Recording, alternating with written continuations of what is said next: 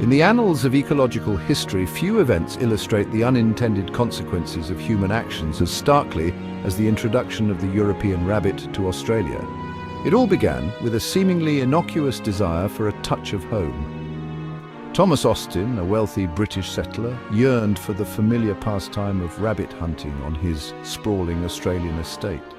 He believed that releasing a few rabbits would provide him with a sporting challenge and add a touch of English charm to his adopted land. The introduction of a few rabbits could do little harm, he famously remarked, unaware of the ecological disaster that would unfold. Austin's ambition to recreate the English countryside in the Australian wilderness would have far-reaching and devastating consequences. His actions serve as a cautionary tale about the interconnectedness of ecosystems and the potential for unforeseen consequences when humans interfere with the delicate balance of nature. Thomas Austin settled in Barwon Park, a sprawling estate near Geelong, Victoria.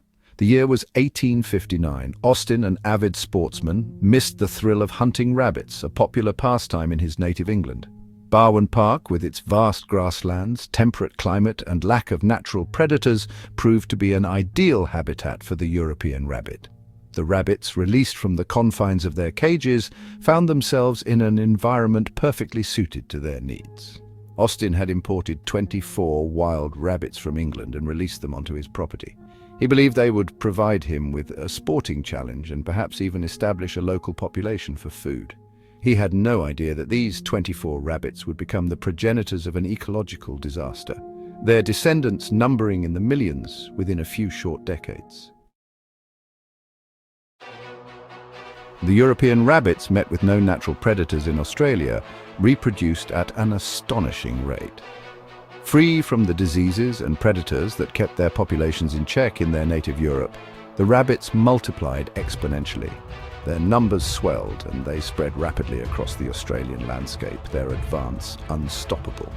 Within a decade of their introduction, rabbits had become a common sight across Victoria. The rabbits' remarkable ability to adapt to diverse environments allowed them to colonize vast swathes of the Australian continent. From the fertile grasslands to the arid outback, the rabbits proved to be incredibly resilient, their numbers growing unchecked. The speed at which they spread took even the most seasoned naturalists by surprise, leaving a trail of ecological destruction in their wake. Section 4, the devastating impact. The ecological consequences of the rabbit invasion were profound.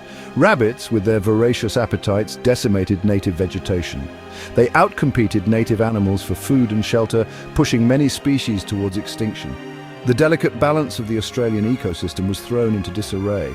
The land, stripped bare by rabbits, became susceptible to erosion. The economic impact of the rabbit plague was equally devastating. Farmers watched in despair as their crops were devoured by hordes of rabbits. The agricultural industry suffered immense losses and the livelihoods of countless Australians were threatened. The rabbit problem became a national crisis, demanding urgent and drastic action. Section 5, a fence across a nation. Desperate to halt the relentless march of the rabbits, the Australian government undertook a series of ambitious and costly measures. One such measure was the construction of rabbit-proof fences, thousands of kilometres long, stretching across entire states. These fences, intended to keep rabbits out of valuable agricultural land, became symbolic of the nation's struggle against the furry invaders. The construction of these fences was a monumental undertaking, requiring immense resources and manpower. The fences, however, proved to be only partially effective. Rabbits, resourceful and determined, often found ways to burrow under or climb over the fences. The fences, while stemming the tide somewhat, could not completely halt the rabbits' inexorable advance. Section 6, biological warfare. In a desperate attempt to control the rabbit population, Australian authorities turned to biological warfare. Scientists looked for a disease that could be introduced into the rabbit population, hoping to decimate their numbers. After years of research, they found a candidate, myxomatosis. This virus, relatively harmless to most animals, was lethal to rabbits. In 1950, the myxomatosis virus was released into the rabbit population. The results were swift and dramatic. The virus spread like wildfire, killing millions of rabbits. Austin's actions inadvertently led to a major ecological crisis as rabbits spread across Australia, displacing native animals and plants. Efforts to control the rabbit population, including fencing, hunting, and biological controls, like the introduction of the myxomatosis virus in the 20th century, were necessary to mitigate the damage. Thanks for watching. Please subscribe to my channel for more interesting videos.